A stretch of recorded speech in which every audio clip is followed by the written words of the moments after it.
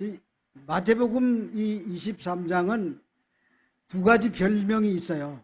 근데 이제 목회자들만 그런 별명이 있는데, 첫 번째 별명은 설교 깊이 장이라는 것입니다. 이 본문을 보면은 여기에 있는 내용들이 굉장히 그렇게 과격합니다. 그래서 화가 나오고 뭐 그냥 막 지옥 심판도 나오고 막 여러 가지 얘기가 나오기 때문에 좀처럼 은혜가 되기 어려운 장이기 때문에 설교를 깊이 한다는 것입니다. 두 번째는 그냥 지나가는 장이라는 말입니다. 그냥 지나가는 장이라는 의미 속에는 이 속에 있는 내용은 나하고는 상관없어. 나는 서기관들도 아니고 바리새인도 아니야. 나랑 상관없기 때문에 그냥 무시하고 지나가는 그런 장이라는 별명이 붙어있는 장입니다. 근데 우리가 여기서 한 가지 생각해 보아야 될 것은 뭐냐 하면은, 그 당시 바리새인들이나 서기관들이 과연 이 마태복음 23장에 나와 있는 말씀을 읽을 가능성이 얼마나 있을까요? 절대 없습니다. 그들은 토라를 읽고 모세오경을 읽고 그들의 장로의 유전에 관한 법 조항을 읽을지는 몰라도 마태복음 23장에 기록되어 있는 이 말씀은 절대로 읽지 않을 것이라는 말입니다. 그러므로 성경은 왜 여기에다 그러면 그들이 읽지도 않은 이런 내용을 기록했는가? 우리에게 하시는 말씀이라는 뜻입니다. 오늘날 우리가 나랑 상관없다고 생각하는 그 부분에 성령께서 뭔가 깨우침을 주시기 위해서 주시는 장이란 말입니다. 오늘 본문 그 33장에 보면, 33절에 보면은 정말 예수님의 모습이라고 상상하기조차 어려울 정도로 아주 심각한 욕을 하고 계십니다. 뱀들아, 독사의 새끼들아, 어떻게 지옥의 판결을 피하겠느냐? 의인 아벨의 피로부터 성전과 제단 사이에서 너희가 죽은 베라가의 아들 샤가라의 피까지 땅에서 흘린 의로운 피가 다 너희에게 돌아가리라. 예수님의 생전의 모습하고는 완전히 다른 내용의 말씀을 하고 있습니다. 뿐만 아니라 본문에는 화 있을진저 외식하는 서기관들과 바리새인이라는 이 문장이 몇 번 등장하는 것 같습니까? 제가 세어보니까는 7번 나와요. 13절, 15절, 16절, 23절, 25절, 27절, 29절 7번 나와요. 자, 그런데 여러분 14절을 우리 한번 같이 읽어보겠습니다. 다 같이 시작. 없지요? 근데 이제 성경도 보니까 이 옛날 성경에 거기에 풋노트가 각주가 달려있는 성경도 있고, 여기 내가 갖고 있는 성경은 각주가 없어요.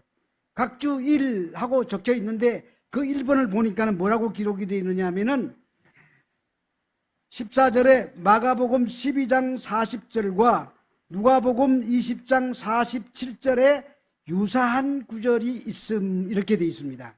그래서 제가 누가복음 20장 46절에서 47절을 한번 읽어보겠습니다. 긴 옷을 입고 다니는 것을 원하며 시장에서 문안받는 것과 회당의 상자와 잔치의 상석을 좋아하는 서기관들을 삼가하라. 저희는 과부의 가산을 삼키며 외식으로 길게 기도하니 그 받는 판결이 중하리라 하시니라. 이 말도 아주 그냥 우리가 지금 얘기하는 화 있을진저 외식하는 서기관들과 바리새인들이야라는 말과는 조금 표현 방법이 다르긴 하지만 이걸 뒤집어서 우리가 잘 풀이해 보면은 똑같은 말이에요. 외식하는 서기관들과 바리새인들이요, 그 말과 같은 내용입니다. 그러므로 이렇게 따지다가 보면은 이 화와 저주가 결국은 몇 번 등장하는 셈이냐? 8번 나오는 셈이에요. 여러분, 8 하면은 마태복음에서 생각나는 숫자가 없습니까? 팔복. 네, 팔복이.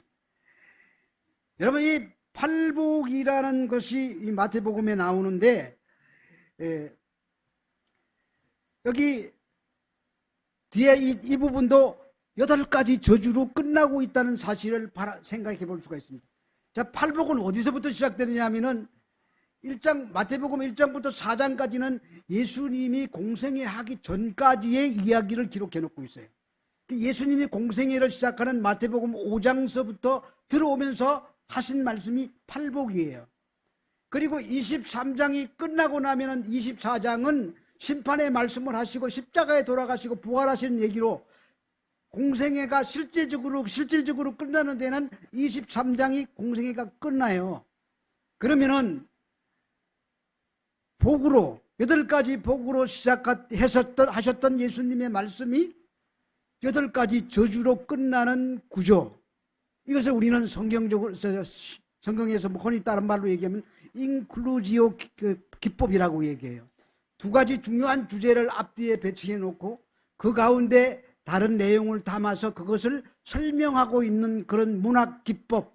우리말로 굳이 바꾼다면은 수미상관법이라는 문학 기법이에요. 이런 방법으로 지금 여기를 성경을 마태가 기록하고 있는 것을 볼 수 있습니다. 그런데 복과 저주 하면은 뭐 생각나는 성경책 없어요? 신명기는 그냥 처음부터 복과 저주예요. 순종하면 복을 줄 것이고 불순종하면 저주를 받을 것이다. 그것과 같은 얘기가 거기 신명기에 쏘아붙이고 있습니다. 그런데 우리 인간은 여러분 과연 성경 말씀에 순종할 수 있을까요? 절대 없어요. 우리 인간이 순종할 수 없는 것은 우리가 타락해서 완전히 무능한 존재가 됐기 때문에, 로마서에서 얘기하고 있는 것처럼 의인은 없나니 하나도 없기 때문에 우리는 절대로 완전히 순종할 수 있는 능력이 없습니다. 그러므로 순종할 수 없는 우리 인간인 이 인간에게 그냥 이 얘기로, 오늘 마태복음이 이 얘기로 저주로 끝난다면은 그거는 복음이 아니죠. 그래서 우리가 이 저주가 어떻게 이야기가 연결돼 가는지 이 13절부터 보겠습니다. 13절. 화 있을진저 외식하는 서기관들과 바리새인들이여, 너희는 천국 문을 사람들 앞에 닫고 너희도 들어가지 않고 들어가려 하는 자도 못 들어가게 하려 하는도다. 저는 이거 남의 얘기인 줄 알았어요. 저 평시도 때 제 전도 열심히 했습니다. 시에 뻗어 올라가서 막 붙잡고 그냥 길에서 막 흔들리면서 여러분 예수 믿어야 됩니다 이렇게 부르짖었던 사람이에요. 그 전도하다가 보니까 많은 사람을 만나는데, 저도 예전에 교회 나갔어요. 이런 사람을 유달리 많이 만났어요. 그런데 왜 지금은 안 나가십니까? 그러면 하는 말이 뭔지 아십니까? 목사님한테 상처받았어요. 그 교회 장로들 하는 거 보니까 댕길 맛이 안 나요. 안수집사, 권사, 웃기는 사람들이에요. 그러면서 아주 결정적으로 대모선 하나 팍 박는데 뭐라고 얘기하느냐면은, 전요 그런 사람이 가는 천국이라면 저는 안 갈 거예요. 가슴 아픈 얘기예요. 이게 남의 얘기니까요? 아니에요. 우리 얘기예요. 지금 오늘 우리에게 하고 있습니다. 그 사람들은 복음에 넘어진 자가 아니라 예수 믿는 자들한테 넘어진 사람들입니다. 지난 7월 30일 날 인터넷 뉴스에 이런 게 떴어요. 이게 제가 중간에 이렇게 나와다 스크라이브를 해놓은 건데, 하나님이 고수익 보장. 타이틀을 보셨잖아요. 하나님이 수입을 보장입니다. 거기 보니까 교인들 속여 535억 가로챈 강남교회 집사, 서울고법 형사 2부는 특정경제가중처벌법상 사기 등 혐의로 집사 신모 씨에게 징역 15년을 선고함. 우리가 볼 때는 그냥 우리는 읽고 좀 낯뜨거워서 지나가는데, 세상 사람들은 이 부분을 읽으면서 무슨 생각을 하겠습니까? 그래서 이 얘기는 여기 설교하는 저와도 무관한 얘기가 아니고 앉아 계신 여러분들에게도 결코 무관한 얘기가 아니에요. 공간복음서에 보면은 공통적으로 나오는 얘기 가운데 하나가, 그 4명의 친구들이 중풍병자를 침상채로 메고 와서 지붕을 뜯어서 달아내리는 이야기가 있죠. 그게 굉장히 해학적인 얘기를 담고 있는 그림이에요. 무슨 얘기냐? 그 사람들은 예수님을 꼭 만나야 되는 사람들이에요. 꼭 만나서 문제를 해결받아야 되는 사람이에요. 근데 들어가려고 하니까는 문을 다 막고 있어. 예수님께로 가는 문이 다 막혀 있어. 누가? 사람들이. 거기에 보면은 옛날 성경은 용신할 수 없을 정도로 많은 사람들이 있어서 들어갈 수가 없는지라 지붕으로 올라가서 뚫고 천정을 뚫고 달아내렸다니. 그 앉아있는 사람이 이 공간복음서 전체를 비교해 보니까 주로 어떤 사람이 앉아있냐면 그 문 앞에 앉아있는 사람이 예수님의 책 잡으려고 와 있는 바리새인과 서기관들이 거기 와 앉아있는 것을 볼 수가 있었습니다. 얘기는 여기서 마치고 15절 얘기. 화 있을진저 외식하는 서기관들과 바리새인들이여, 너희는 교인 하나를 얻기 위하여 바다와 육지를 두루 다니다가 생기면 너희보다 배나 지옥 자식이 되게 하는도다. 이 당시 서기관들도 예수 믿은 서기관이 있었어요. 바리새인 중에도 예수 믿는 사람이 있었다니까요. 예수님이 전하는 그 메시지를 들어보니까 지금까지 들어봤던 메시지하고는 좀 달라. 그래서 이분 따라가면 뭔가 좀 나은 지식을 얻겠다 하고 따라 나선 사람들이에요. 이 사람들도 그 유대교에 있을 때 있는 그 열심 가지고 복음 전도하러 열심히 댕겼어요. 그래서 예수 믿겠다고 하는 사람을 불러서 데리고 와서는 뭘 했느냐? 그 유대교의 문화와 전통을 가르쳤어요. 그들을 데리고 왔으면 예수님을 가르쳐야 되는데 예수님의 말씀이나 예수님은 하나도 안 가르치고 자기들의 문화와 전통을 가르치는 거예요. 쉽게 얘기하면 오늘날 각 큰 교회들이 하고 있는 새가족 교회 교육, 거기 가보면요, 말씀 안 전하고 새가족 교회 때 뭐 하느냐, 교회 시스템 소개하고 앉았어요. 교회가 어떻게 돌아가고 뭐 하려면 뭐 해가고, 거기 처음서부터 기초적인 말씀을 가르쳐야 되는데 그런 거 하고 있어요. 그래서 교회가 그렇게 어렵게 되는 것입니다. 그런 사람들이 결국은 그 한 사람 불러다가 자기보다 더 지옥 자식이 되도록 만드는 것입니다. 지난 30년 동안 한국 교회는 할 수 없을 정도로 타락했습니다. 그래서 한국 교회가 새로 전도해서 그 새신자들을 얻으면 그들을 어떻게 만드느냐, 배나 더 지옥 자식이 만드는 일을 지금 하고 있다, 이런 얘기입니다. 그래서 한국 교회는 지금 이 불신자들 앞에 교회 다닌다고 말하기가 부끄러울 정도로 좀 추락하고 말았습니다. 왜 이렇게 됐는가? 그래서 기독교 사회학자들이 그 이유를 조사해 봤더니 세 가지 결론이 나왔는데, 그 첫 번째가 복음에 세속합니다. 우리가 참 배고프고 가난한 시절이 있었어요. 여러분들은 그거 잘 모를 거예요. 아마 우리 사모님하고 권사님은 좀 아실런지 몰라도, 그때는 정말 초근 목피로 연명했어요. 저도 초근 목피로 연명했어요. 소나무 껍질 벗겨서 그거 빠 찌겨서 그거 이렇게 떡처럼 만들어서 먹고 어린 시절을 보냈어요. 그런데 60, 70년대에 들어오면서 우리나라에 잘 살아보기 운동, 소위 새마을 운동이 생기는, 그래서 잘 살아보세, 그 노래가 막 아침마다 스피커에서 홀로 나왔어요. 동네 마을마다. 그리고 8, 90년대에 넘어오면서 우리나라에 아주 유행했던 그 언어 중에 하나가 부자 되세요. 그 시대는 그렇게 해서 잘 살고 부자 되는 것이 시대의 조류가 되어서 모든 시대가 그렇게 흘러가고 있는 그런 시절이었습니다. 그래서 소원대로 지금은 우리나라는 5천년 역사에 유례없는 배부른 시대를 살고 있습니다. 8월 1일자 뉴스에 보니까 우리나라가 일본을 추월할 것이라는 전망이 나왔다, 이런 기사를 제가 인터넷에서 읽었어요. 이제 외형적으로는 GNP가 3만 불이 넘는 시대가 되었습니다. 그런데 문제는 그 시대적인 조류가 교회 안으로 파고 들어온 거예요. 그래서 교회 안에 영적인 복에다가 물질적인 복을 섞어 넣기 시작한 거예요. 오늘날 이 교회 안에서 1980년대, 저도 그것 때문에 교회 나간지도 몰라요.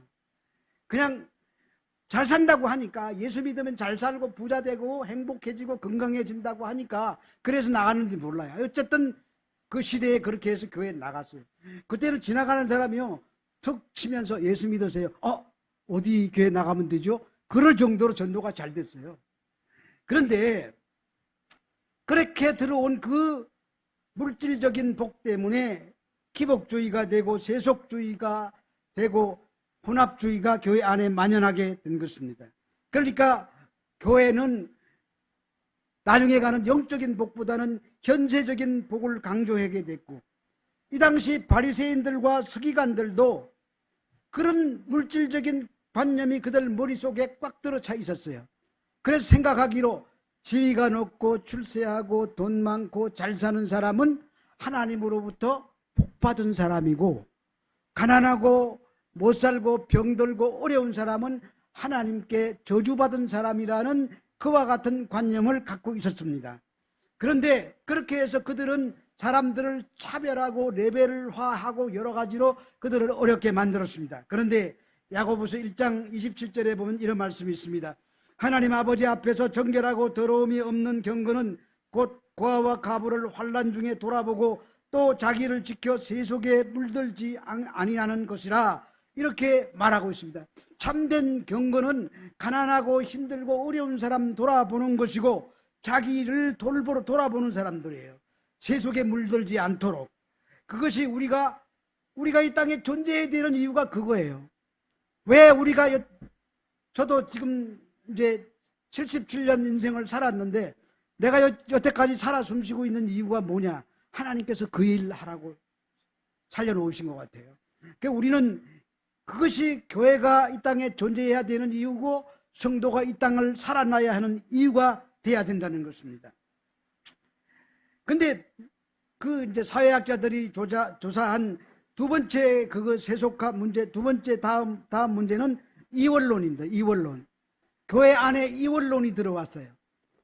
교회가 두 얼굴을 가진 교회가 됐어요. 교회 안에 언어가 다르고 교회 밖에 언어가 달라요. 교회 안에 언어가 참 거룩하고 좋죠. 좋은 얘기만 하죠. 어떤 청년이 그래요. 우리 아버지 어머니는요, 교회 안에서 살았으면 좋겠어요. 교회 안에 살면 천사가 돼요. 좋은 말만 하고 조용하고. 근데 교회 밖으로 나가는요, 그 순간부터 세상 사람하고 구별이 안 돼요. 그래서 포곤하고 이중상부 써고 투기하고 거짓말하고 세상 사람들하고 똑같이 살아간다는 거예요. 그래서 그 청년 예수 안 믿어요. 그냥 너무 그러니까. 그리고 마지막 세 번째 아젠다가 직분이 신분인 줄 알아. 직분이 신분인 줄 알아요. 직분이 높아지면 더 겸손해져야 되는데 직분이 높아지면은 목에 힘줄이 들어가고 어깨가 올라가요. 우리 동기생 중에서 저는 그렇게 못해요. 근데 아무리 제가 뭐 교만한 사람이라도 그렇게 못해요. 우리 친구가 전에 전도사 할 때 만날 때는 이전도사 그러더니만은 목사 안수 딱 바꾸는데 헬로 이전사 이목사 아주 목에다가 왜 이렇게 깔아요? 엄청 깔고 얘기하더라고요. 우리에게 하나님이 주신 직분은요, 포지션이 아니라 펑션이에요. 우리는 그런 어떤 지위나 그걸 누리기 위해서 준 게 아니라 우리가 기능으로 주신 거예요. 우리는 그 역할을 하라고 우리에게 맡겨주신 거란 말입니다. 근데 계급인 줄 알고 그냥 태도가 돌발하는 사람들이 있다는 말입니다. 이제 25절을 보겠습니다. 화 있을진저 외식하는 서기관들과 바리새인들이여, 장과 대접에 그천 깨끗이 하되 그 안에는 탐욕과 방탕으로 가득하도다. 이 바리새인들과 서기관들이 세상 사람들 앞에 했던 짓이 뭡니까? 이 사람들이 가장 뼈대처럼 여기고 있던 가장 중요한 법이 정결법하고 나그네 환대법이에요. 이거는 아주 이 사람들이 꼭 붙들고 있었던 그들 나름대로의 가장 중요한 뼈대라고 생각했던 건데, 그들은 그 정결법에 따라서 막 어디만 갔다 오면 손을 씻고 또 씻고, 이 손 씻는 행동을 통해서 봐라, 내가 어떤 사람인 줄 아느냐, 나 이렇게 깨끗한 사람이야, 내가 이렇게 괜찮은 사람이야 라고 자기를 과시하는 수단으로도 그런 행위를 했다는 말입니다. 그래서 예수님이 그들을 가리켜서 뭐라고 얘기했습니까? 겉은 깨끗하되 속에는 더러운 것이 가득 찼다고 그랬습니다. 그 사복음서에 보면은 그 복의 그 속에 들어있는 온갖 그 죄악의 이름이 뭐 20몇 가지가 나와야 안 세어봤는데 막 그냥 그 안에 더러운 것들이 다 들어있어요. 우리 인간 속에 얼마나 더러운 것이 가득 들어차 있습니까? 근데 이렇게 가득한 그들을 예수님이 고발한 것입니다. 근데 이제 오늘 37절 이야기로 우리가 뻥 뛰어넘어가겠습니다. 예루살렘아 예루살렘아 선지자들을 죽이고 내게 파송된 자들을 돌로 치는 자여, 암탉이 그 새끼를 날개 아래 모음과 같이 내가 내 자녀를 모으려 한 일이 몇 번이냐? 그러나 너희가 원치 아니하였도다. 보라, 너희 집이 황폐하여 버린 바 되리라. 예수님은 사사시대부터 시작해가지고 이 이스라엘 백성들이 바벨론으로 아수르로 포로 잡혀갈 때까지 어떻게든지 이스라엘을 품에 안으려고 그렇게 수없이 돌아오기를 선지자들을 통해서 많은 오라고 초청을 했습니다. 그런데 안 돌아왔습니다. 그래서 이 시편, 이 성경이 뭐라고 기록하고 있냐면 그 예루살렘을 사람처럼 의인화시켜가지고 예루살렘아 예루살렘아 내가 너희들 돌아오라고 내가 부르는 것이 얼마 되었더냐. 근데 너희들은 돌아오지 않았다는 말입니다. 그래서 이제 더 이상 너희들을 기다릴 수 없겠다. 그래서 선언하시는 얘기가 너희 집이 황폐하여 버린 바 되리라고 딱 저주로 도장을 찍어버렸습니다. 그런데 그렇게 도장을 찍었는데 23장 39절에서는 그 얘기하고 전혀 생판 다른 얘기가 나오고 있어요. 내가 너희에게 이르노니 이제부터 너희는 찬송하리로다 그래요. 아니 지금까지 막 저주를 받을 것이다, 저주를 받을 것이다, 그냥 너희들은 끝장이다 이렇게 말씀하시던 예수님이 갑자기 여기서 돌변하셔가지고 이제부터 너희는 찬송할 것이다. 이 연결이 안 되잖아요. 거기에 있는 중간에 있는 얘기를 우리가 알아야 되겠습니다. 그래서 다 쏟아내고 이렇게 얘기합니다. 근데 이걸로 끝나면 말이 안 되잖아요. 축복으로 시작하셨다가 저주로 끝맺는데 그 가운데 들어있는 알맹이는 천국이라는 내용이에요. 이걸로 끝나면은 마태 복음이 아니라 마태의 저주, 누가 복음이 아니라 누가의 저주, 마가 복음이 아니라 마가의 저주라고 이름 붙여야 맞는 것입니다. 그런데 느닷없이 여기서 저 저주가 변해서 찬송으로 바뀌는 반전이 일어나고 있습니다. 이 구절은 시편 118편에서 인용한 구절입니다. 예수님께서 예루살렘으로 입성할 때 십자가에 달려서 예루살렘 달리시기 위해서 낙이 타고 예루살렘으로 입성하실 때 호산나 찬송하리로다 함께 불렀던 그 찬송의 구절과 같이 엮여 있는 성경 말씀입니다. 그래서 시편 118편 21절에서 22절은 이렇게 말합니다. 주께서 내게 응답하시고 나의 구원이 되셨으니 내가 주께 감사하리이다.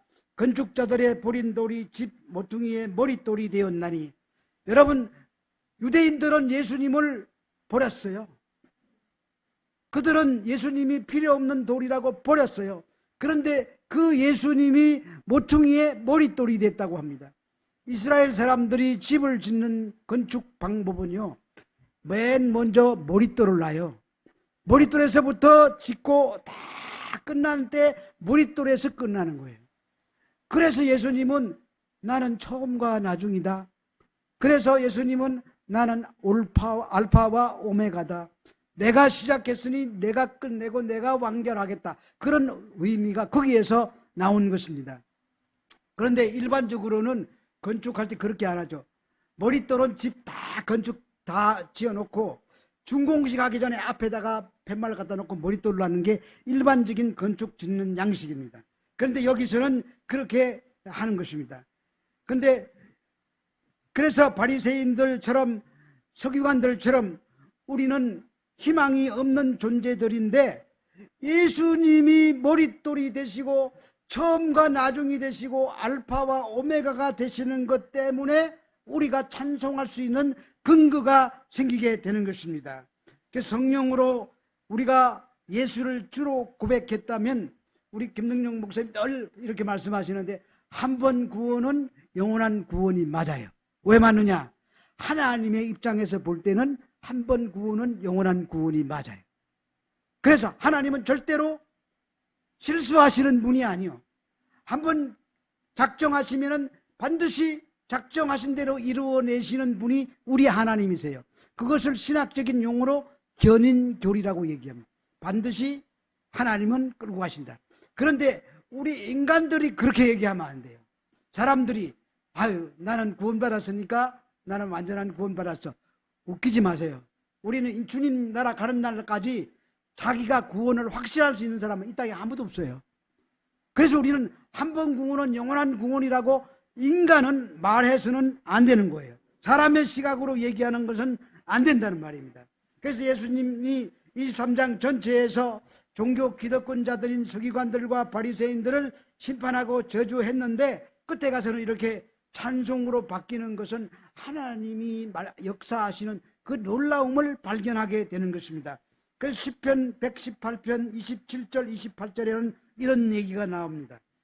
여호와는 하나님이시라 우리에게 빚으셨나니 줄로 희생을 제단 불에 맬지어다. 주는 나의 하나님이시라 내가 주께 감사하리이다. 주는 나의 하나님이시라 내가 주를 높이리이다. 여기서 줄로 희생을 제단불에 맬지어다. 이 말은 속죄 제사를 드리기 전에 염소나 소를 잡아매는 모습을 그리고 있거든요. 그리고 이건 뭘 얘기하느냐? 예수 그리스도의 갈보리 언덕의 십자가를 얘기하는 거예요. 그래서 예수님이 돌아가셨다가 사흘 만에 부활하셔서 성천하심으로 우리가 죽어야 마땅할 우리가 다시 살아날 수 있는 그런 이유가 까닭이 주어진 것입니다. 그래서 찬송하는 것입니다. 그래서 연결해 보면은 본문 39절하고 이제 이 시편 118편하고 연결해 보면은 내가 너희에게 이르노니 이제부터 너희는 찬송하리로다. 주의 이름으로 오시는 이여 할 때까지 나를 보지 못하리라 하시니라. 그러니까 요 안에 시편 118편 그 내용이 생략되어 있는 거예요. 그래서 연결해 보니까 이제는 왜 찬송하는지 그 이유가 밝혀지는 것입니다. 그래서 주님이 주의 이름으로 오시는 이여 할 때까지 나를 보지 못하리라 하시니라, 이 말씀 속에는 내가 언젠가 다시 오시겠다는 말씀도 거기에 포함되어 있는 거죠. 근데 그걸로 종결되는 것이 아니라 주님이 다시 오실 때 우리는 지금까지 불렀던 노래 말고 새 노래로 찬송하게 되는 날이 우리에게 찾아오게 된다고 말씀하고 있습니다. 성령으로 말미암지 않고는 예수를 주라 시인할 수 없다고 성경은 분명히 말씀하고 있습니다. 그래서 믿음으로 구원을 받았지만 성령으로 말미암아 믿음을 가진 자들만 구원받는 거예요. 자기가 앞에 나와 있던 전도에서 더 배나 지옥 자식을 만들어버렸던 그런 바리새인 서기관들과 같이 기분상 믿은 사람은 여기 해당이 안 되는 거예요. 또 행함으로 심판을 받았지만 성령의 역사하심의 삶에 나타나는 자들만 구원을 받는다는 거예요. 우리는 내 삶에 과연 날마다 성령의 역사하심이 나타나고 있는지 안 나타나고 있는지 그걸 주의해서 봐야 돼요. 그래서 아까 그거는 오전 설교에서 수동적 능동태라고 얘기했잖아요. 수동이라는 말은 성령에 이끌려서 어쩔 수 없이 내가 그쪽으로 끌려가는 거예요. 순종하도록. 너 지금 죄 지었잖아. 막 정죄의식이 들어오게 만들고, 그래서 아이고 잘못했습니다, 죄를 지었습니다, 용서해 주세요라는 고백이 나오고, 그래서 삶을 뜯어 고치고, 이런 상태가, 수동적 능동적인 상태가 우리 삶에 연속적으로 일어날 때, 그 방향으로 흘러가고 있을 때 그 사람은 희망이 있는 사람이죠. 구원받았다고 장담은 못해요. 언제 끝날지 모르니까. 우리 인간은 그렇습니다. 그래서 우리는 넘어지고 또 넘어집니다. 목사라고 해서 죄 안 짓는 줄 아세요? 하루도 수없이만 안 짓져요. 그래서 아마 저처럼 회개 많이 하는 사람도 세상에 드물 거예요. 저는 막 그냥 요만한 생각 하나까지도 그냥 자꾸 찔러요. 성령께서 오셔가지고 너 지금 그런 생각이 이게 옳은 생각 맞냐? 그럼 또 그냥 아유 주여 제가 또 잘못했군요. 제 꼬라지도 모르고 그렇게 했습니다. 그렇게 또 고백하고 되는 거예요. 그래서 어떻게 성경에 쉬지 말고 기도하라 그 말 참 기가 막힌 명언인 것 같아요. 그 저는 막 그냥 하루 삶이 그냥 기도인 것 같아요. 제 자랑이 아니라 그럴 수밖에 없어요. 그냥 하다가 보면 그냥 오늘도 이거 잘못했습니다. 그냥 용서해 주세요. 그게 기도지 뭡니까 그냥. 뭐 꼭 엎드려 가지고 두 손 모으고 이렇게 그냥 무릎 꿇고 하는 것만 기도가 아니라 그냥 우리 생활 속에서 늘 그렇게 자신의 과거를 잘못을 돌아보면서 회개하는 겁니다. 우리는 이 땅을 살아가면서 자꾸 넘어지기 때문에 자기의 불가능함을 뼈저리게 체험하게 되는 것입니다. 그래서 손들고 천부여 의지없소서 손들고 옵니다 하고 나가는 것입니다. 주님 저를 불쌍히 여기소서. 이렇게 손들고 나갈 때 우리에게 뭐가 임하느냐? 주님의 십자가의 보혈의 능력이 우리에게 주어지는 거예요. 그래서 우리는 완전히 다 행할 수 없었지만 용서받고 의인 대접을 받아서 의인이 아니지만 의인으로 인정받아서 주님 나라에 들어갈 수가 있는 것입니다. 정령으로 받아 산다고 살았지만 죄인들에게는 절대로 그렇게 완전하게 살 수 있는 삶이 나올 수가 없습니다. 그래서 우리는 이런 반복되는 생활이 나타나지 않는 사람, 그 사람이 어떤 사람이에요? 그 사람은 버림받은 사람이고 유기된 자들이에요.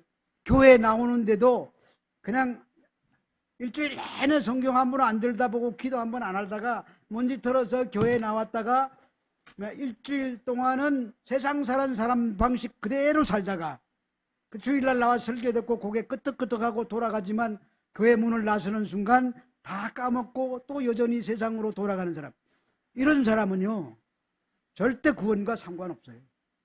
그걸 잘 알아야 돼요. 근데 그렇게 해서 우리가 자꾸 일어나고 또 회개하고 자꾸 일어나고 그렇다고 할지라도 우리는 소망이 없는 자들이에요. 왜? 그렇게 해서 일어날 수 있는 실력이 없어요. 성령이 와서 깨우치기는 하지만 실력이 없어요. 그래서 우리 머릿돌 대신 처음과 나중이 되시는 알파와 오메가 되시는 그 예수님을 생각하고 그분이 나를 위해서 십자가에서 보혈을 흘려주셨다는 그 놀라운 사실 때문에 우리가 찬송하게 되는 것입니다. 그래서 두 손 들고 찬양합니다 이런 찬송이 그래서 터져 나오는 거예요.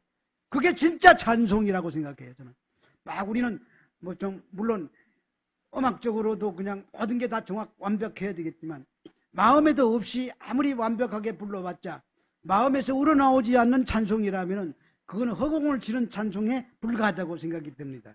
그래서 우리는 복음은 기쁜 소식이고 불가능했던 우리가 온전히 성령으로 예수를 주라 시인하고 날마다 그 수동적 능동태인 성령의 이끌림을 받아서 오늘 하루하루를 살아가고 있는 자들이라면 우리에게는 소망이 있는 자가 분명합니다. 확신할 수 없지만 우리는 그쪽으로 흘러가고 있다면 우리에게는 분명히 소망이 있습니다. 그러므로 이 소망을 바라보면서 오늘도 또 한 주간 세상에 나가서 사시는 여러분들이 하루하루 승리하고 돌아오게 되시기를 우리 주 예수 그리스도 이름으로 축원합니다. 기도하겠습니다.